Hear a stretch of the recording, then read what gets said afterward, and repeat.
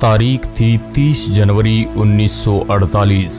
उस दिन गांधी जी ने सरदार पटेल को बातचीत के लिए शाम को 4 बजे बिरला हाउस बुलाया था। सरदार पटेल गांधी जी के बताए समय अनुसार अपनी बेटी मणिबेन के साथ उनसे मिलने बिरला हाउस पहुंच गए। पटेल और गांधी जी के बीच थोड़ी बहुत बातचीत होती है। वही कुछ ही देर बाद बिरला भवन में हर रोज की तरह प्रार्थना सभा का आयोजन होना था और इस प्रार्थना सभा में जब भी गांधी जी दिल्ली में हुआ करते थे तो शामिल होना नहीं भूलते थे। बातचीत करते करते 5 बज चुके थे। तभी गांधी जी की नजर अचानक 5:15 पर घड़ी पर पड़ी और गांधी जी को याद आया कि मुझे प्रार्थना सभा में जाना है। गांधी जी तुरंत बैठक समाप्त करके आभा और मनु के कंधों पर हाथ रखकर प्रार्थना सभा स्थल की ओर बढ़ते हैं। वहीं दूसरी तरफ नाथूराम गोडसे भी अपनी प्लानिंग के साथ 4:50 पर बिरला भवन के गेट पर पहुंच गया था। कुछ लोगों के बीच में होने के कारण सिक्योरिटी को भी पता नहीं चला था और कुछ देर के लिए अपने आप को भीड़ के अंदर छुपाए रखा ताकि गोडसे पर किसी को शक न हो। इसके बाद जैसे ही गांधी जी आते हैं तभी अचानक उनके सामने नाथूराम गोडसे आ गया। नाथूराम गोडसे ने अपने सामने गांधी जी को देखकर हाथ जोड़ लिए और कहा, नमस्ते बापू। तभी गांधी जी के साथ चल रही मनु ने कहा कि भैया साइड हट जाओ, बापू को जाने दो, पहले से भी बहुत देर हो चुकी है। इस वक्त समय हो रहा था 5:17। तभी अचानक गोडसे ने मनु को धक्का दे दिया और अपने हाथों में छुपा रखी छोटी बेरेटा पिस्टल गांधी जी के सामने तान दी। गांधी जी कुछ समझ पाते उससे पहले ही देखते नाथूराम गोडसे ने गांधी जी के सीने में एक के बाद एक 3 गोलियां दाग दी, जिसमें से 2 गोलियां गांधी जी के शरीर को पार करती हुई आर पार निकल गई, जबकि एक गोली उनके शरीर में ही फंसकर रह गई और गांधी जी वहीं गिर पड़े। इसके बाद कहा जाता है कि नाथूराम गोडसे वहां से भागे नहीं और अपने दोनों हाथ ऊपर करके सरेंडर कर दिया, लेकिन उस वक्त कोई भी हिम्मत करके गोडसे के पास नहीं जा पा रहा था। पुलिस भी दूर से देख रही थी। इसके बाद नाथूराम गोडसे खुद पुलिस चिल्लाया। फिर 5-6 मिनट बाद एक व्यक्ति उनके पास आया और उसके बाद भीड़ जमा हो गई और भीड़ नाथूराम गोडसे को पीटने लग गई। इसके बाद नाथूराम गोडसे को गिरफ्तार कर लिया जाता है। कुछ ही देर में महात्मा गांधी की हत्या की खबर पूरी तरह से फैल गई। गांधी जी को तुरंत ही अपने कमरे में ले जाया गया, लेकिन तब तक बहुत देर हो चुकी थी क्योंकि वहां जाते ही गांधी जी ने प्राण त्याग दिए थे। फिर जवाहरलाल नेहरू, सरदार पटेल और मौलाना आजाद भी उपस्थित हो गए। बिरला हाउस में ही गांधी जी के पार्थिव शरीर को ढक कर रखा गया। तभी वहां उनके सबसे छोटे बेटे देवदास गांधी पहुंचते हैं और उन्होंने बापू के पार्थिव शरीर से कपड़े को हटा दिया और कहा कि अहिंसा के पुजारी के साथ हुई हिंसा को दुनिया देखे। इसके बाद चारों तरफ शोक की लहर दौड़ गई। तभी वहां माउंटबेटन आए। माउंटबेटन ने आते ही गांधी जी के पार्थिव शरीर को सैल्यूट किया। इतने में एक व्यक्ति जोर से चिल्लाया कि गांधी जी को एक मुस्लिम ने मारा है। माउंटबेटन ने गुस्से में जवाब दिया, you fool, don't you know it was a Hindu. इसके बाद गांधी जी की हत्या की एफआईआर उसी दिन दिल्ली के तुगलक रोड थाने में दर्ज की गई। एफआईआर की कॉपी उर्दू में लिखी गई थी। इस एफआईआर की कॉपी में पूरी वारदात के बारे में बताया गया था।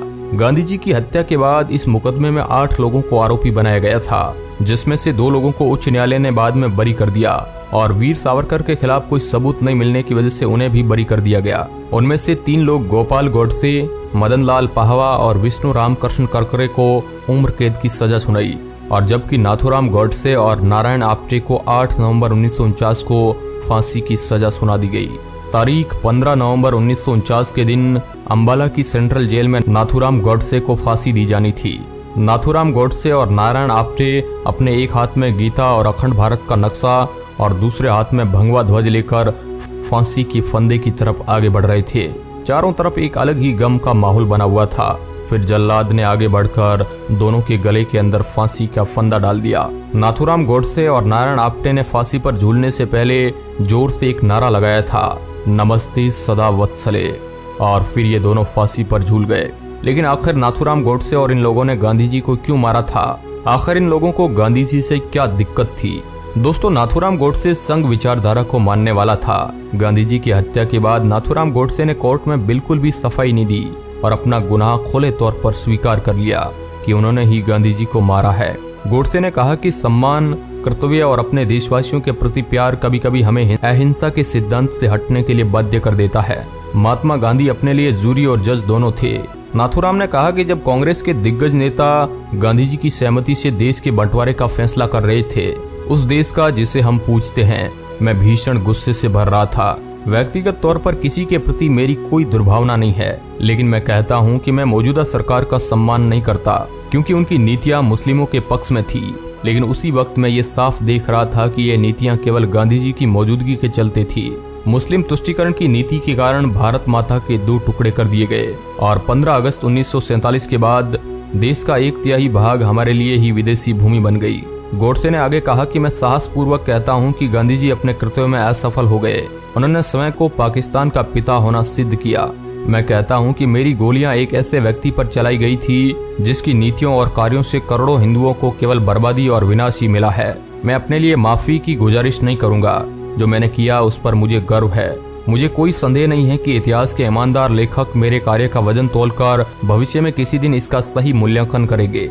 जब तक सिंधु नदी भारत के ध्वज के नीचे से ना बहे तब तक मेरी अस्थियों का विसर्जन मत करना। अपना पक्ष रखते हुए गोडसे ने कहा था कि गांधी जी ने देश की जो सेवा की उसका मैं आदर करता हूँ। उन पर गोली चलाने से पहले मैं उनके सम्मान में इसलिए ही नतमस्तक हुआ था, लेकिन जनता को धोखा देकर पूज्य मातृभूमि के विभाजन का अधिकार किसी बड़े से बड़े महात्मा को भी नहीं है। गांधी जी ने देश को छल करके देश के टुकड़े किए हैं क्योंकि ऐसा न्यायालय और कानून नहीं था जिसके आधार पर ऐसे अपराधी को दंड दिया जा सकता। इसलिए मैंने गांधी जी को गोली मारी। इसके अलावा नाथूराम गोडसे गांधी जी को भारत पाकिस्तान के बंटवारे का जिम्मेदार मानता था। बंटवारे के बाद हिंदू और मुस्लिम दोनों आपस में खूनी दुश्मन बन चुके थे। इस बंटवारे में सबसे ज्यादा खून खराबा पंजाब और बंगाल में हुआ था। और फिर तारीख आती है 13 जनवरी 1948। महात्मा गांधी 2 मांगों को लेकर भूख हड़ताल पर बैठ गए, जिसमें से एक मांग थी पाकिस्तान को 55 करोड़ रुपए दिए जाए और दिल्ली में मुसलमानों पर हो रहे हमलों को रोका जाए। गांधी जी की भूख हड़ताल के बाद भारत सरकार ने गांधी जी की मांगों को मान लिया था और पाकिस्तान को यह रकम दे दी गई। इससे काफी बड़ी संख्या में हिंदू लोग नाराज हो गए थे। कहा जाता है कि हिंदू महासभा के लोग ज्यादातर नाराज थे। उन लोगों का मानना था कि पाकिस्तान इन पैसों का इस्तेमाल भारत के खिलाफ कर सकता है।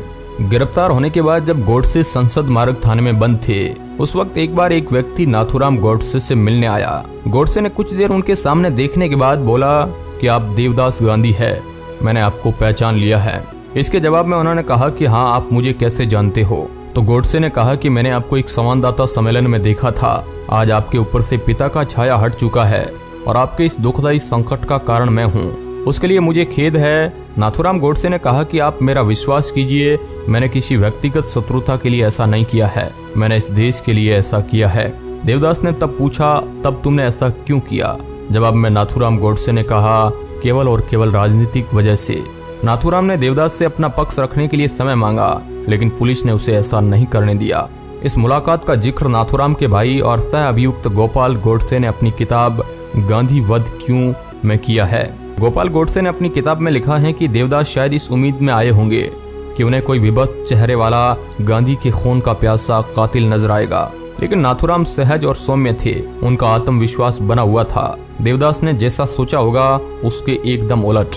इसके बाद तो गांधी जी पर अनेकों पुस्तकें लिखी गई और कई फिल्में भी बनी, जिसमें नाथूराम गोडसे को एक पागल और सन की व्यक्ति बताया गया। लेकिन नाथूराम गोडसे की भतीजी और गोपाल गोडसे की पुत्री हिमानी सावरकर मानती है कि गोडसे ने गांधी जी की हत्या पूरे होशो-हवास में की थी और उसके पीछे उसकी कोई निजी दुश्मनी नहीं थी। हिमानी ने कहा कि जब इतिहास की किताबों में आता है कि नाथूराम गोडसे एक सिरफिरा आदमी था जिसने गांधी जी की हत्या कर दी थी, तो मुझे बहुत दुख होता है। अब दोस्तों, आप इस मुद्दे पर क्या सोचते हैं हमें कमेंट के माध्यम से जरूर बताएं और इस तरह की इंटरेस्टिंग वीडियो देखने के लिए आप हमारे चैनल को सब्सक्राइब कर सकते हैं। धन्यवाद।